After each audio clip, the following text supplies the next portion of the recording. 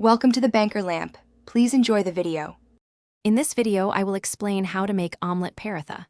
First, gather all your ingredients for both the dough and the filling. You will need flour, salt, and water for the paratha, and eggs, vegetables, and spices for the omelette. This guide will walk you through each step, ensuring you create a perfect, flavorful dish.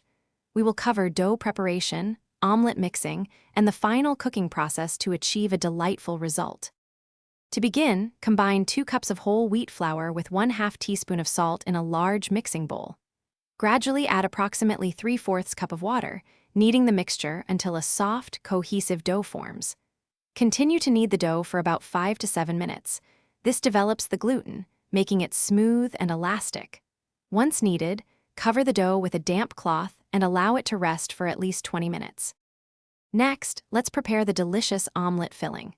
Crack 2 large eggs into a bowl and whisk them vigorously until they are light and frothy. Finally, chop about 1/4 cup of onion, 1 tablespoon of fresh green chili, and 2 tablespoons of fresh cilantro.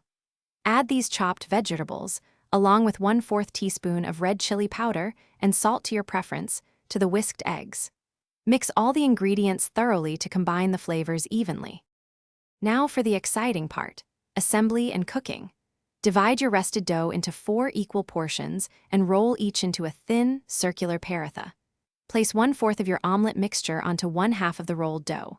Carefully fold the other half of the paratha over the filling, pressing and sealing the edges firmly to prevent leakage. Cook each omelette paratha on a hot griddle with about 1 teaspoon of oil until it's beautifully golden brown and cooked through on both sides.